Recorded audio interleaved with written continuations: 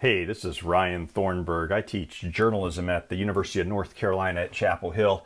I was talking to some journalism friends the other week, and they had questions about how to find out who is spending money to influence votes in this election that we've got coming up. And I know a lot of folks have that feeling that when you're watching a TV ad or you see an ad on a commercial, you see that little disclaimer, and you want to know, well, okay, that's interesting, but I know somebody's trying to influence my vote, but who is it that's trying to influence my vote? Who is spending the money to put this message in front of my face?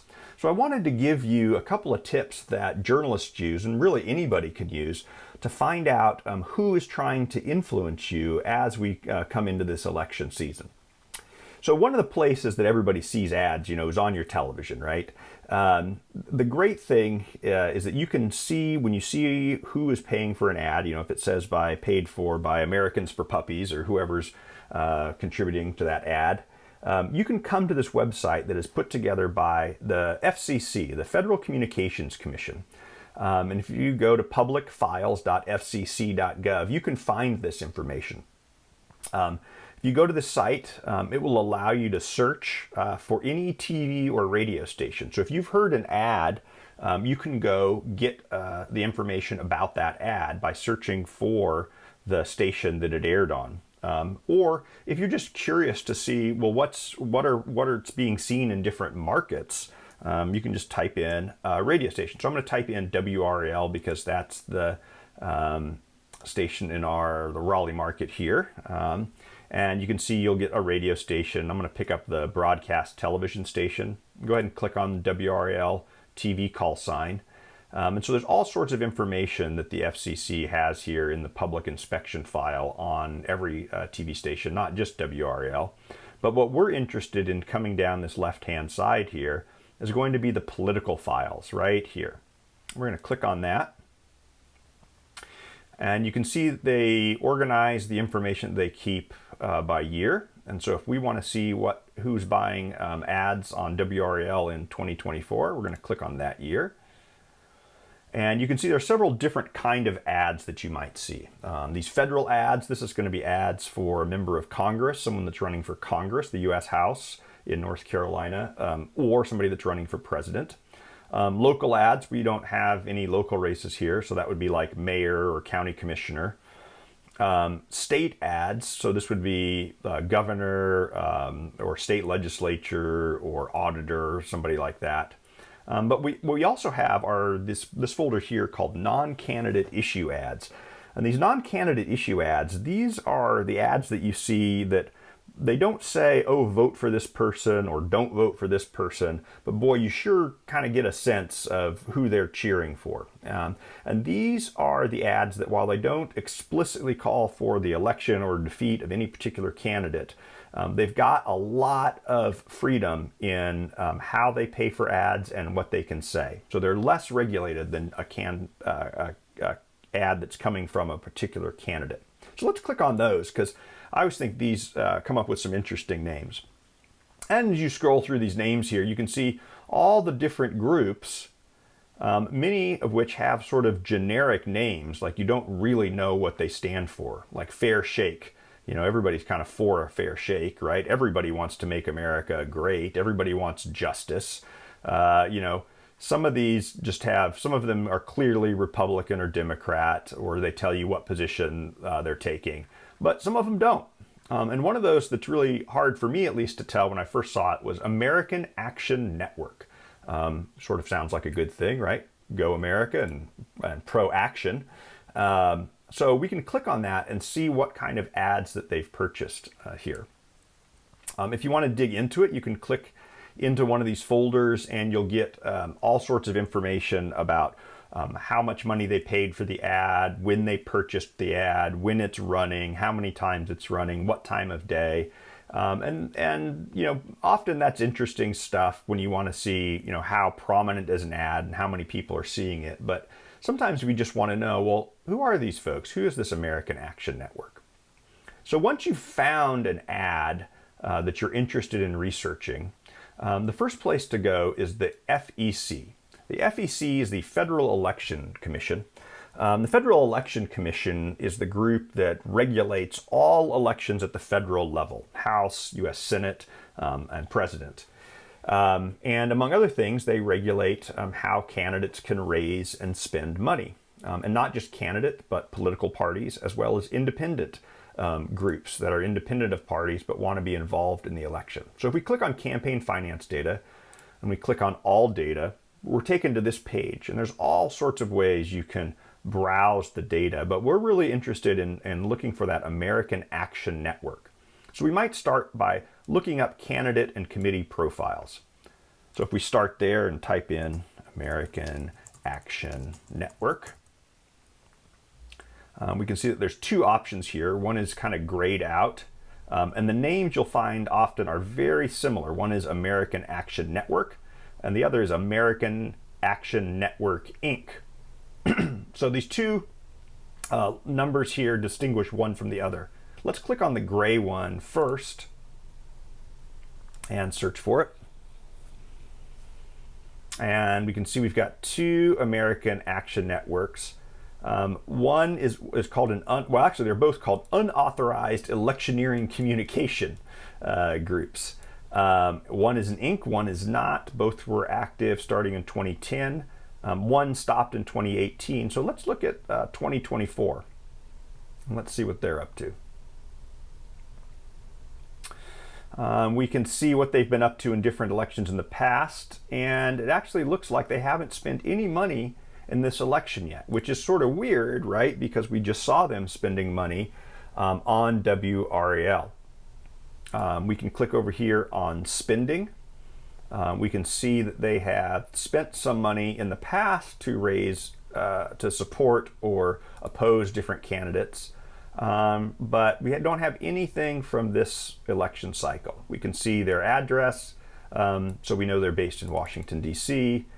It's not a committee, it's sort of an independent expenditure. So what this means is that this group did not have to register and is not tracked by the FEC. It may be tracked by the IRS. The IRS tracks several different types of political organizations that are not tracked by the Federal Election Commission. And the first group that we might want to check out is called a 527 group. Now, 527 groups are regulated by the IRS. These are nonprofit groups that, for a variety of reasons, don't have to register with the Federal Election Commission. And you can look at some information on the IRS website, but I really like to use the site 527 Explorer that comes from the nonprofit news site ProPublica. It's a really nice user interface. You can browse through it and look at activity by these groups in different ways. But what we want to do today is search for the organization called American Action Network. And I want to put direct quotes around those because that's all I want to search. I don't want to search for only the word American, only the word action. I want to search only things that have American followed by the word action followed by the word network. So we can see here that there's no matching organizations found. So it is not a 527. We can see the American Action Network did make a contribution in 2023 of $5,000 to the Republican National Lawyers Association.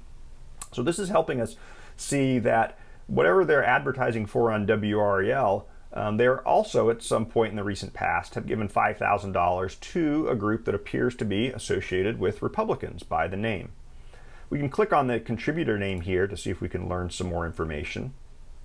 And this will tell us some details about this particular contribution, when it was made, who it was from and to, and importantly, there's that address again. So if we kind of want to see if that address matches up in other searches that we've done. If we go back to the search results page, we can see expenditures. And we can see that in the past, they haven't just made contributions, but they've also made expenditures. Back in 2010, this group was purchasing all sorts of things like office rent, parking, telephone, internet, conference calls, other things like that from a group called American Crossroads, which is a group that's also associated with conservative causes. So we're beginning to get a sense that this American Action Network is probably pro-conservative on some particular issue, or maybe supporting not particular candidates, but candidates that agree with them from the conservative side of things or the Republican Party. But we still don't know, gosh, who are the individuals that are giving money to this American Action Network? Where did that come from? So we've looked at the FEC website. We didn't see anything. We've searched IRS's 527 groups. And there's one last type of group that we want to search, and that is called a 501c4 organization. You might have heard of 501c3s. Those are the kind of typical nonprofits that you can give money to, and those donations are tax deductible. Well, a 501c4 is similar in some ways, different in others. They are not allowed to have most of their political activity, be political, but that's hard to say, what is most of their activity. So these are groups that can collect money and keep the names of their donors completely anonymous, just like a 501c3 nonprofit can do. But we can see if that is what type of group this is. We can search by organization name, and we can search for American Action Network. Click the search button and see if it shows up.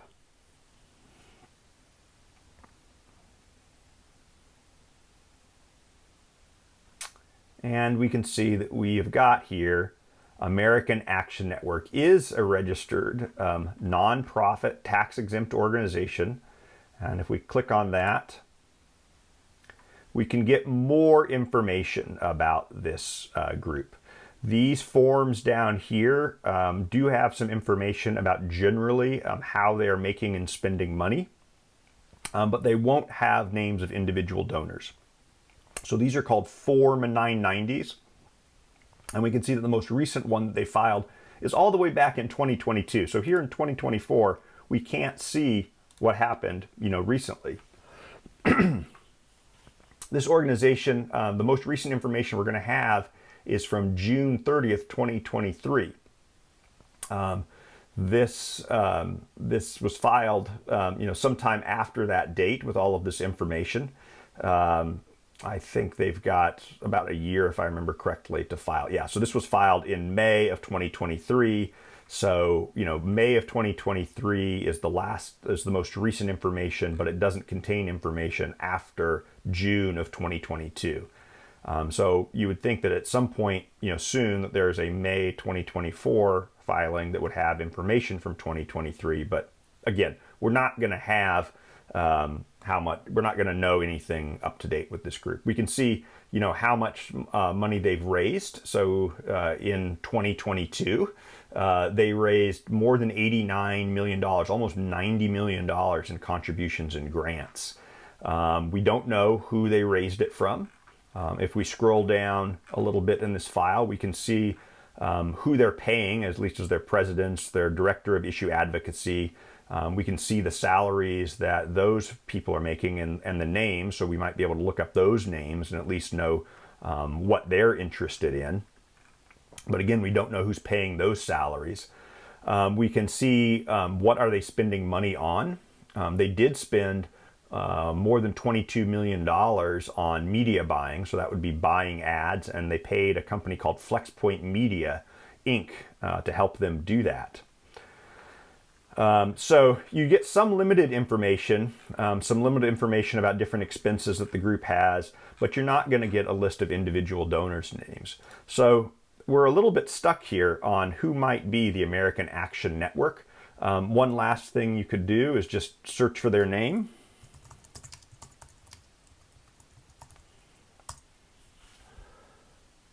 And see who shows up here. And click on the About button. And some of these groups, here it clearly says the American Action Network is a 501c4 action tank. And this is what they are into. So, luckily they have said who they are, but we don't know specifically who are the people that paid for that ad on WRAL that we saw, because it is not an FEC political party or a candidate or another kind of committee. It is not regulated by the IRS under 527, but it is a 501c4, and those types of groups are allowed to keep all of their donors secret. So I know that didn't turn out well this time, but that is the process for finding out who is paying for TV ads. And in the future, I'll post another video that will show you how to dig a little bit deeper and see the names of people that are giving to particular candidates.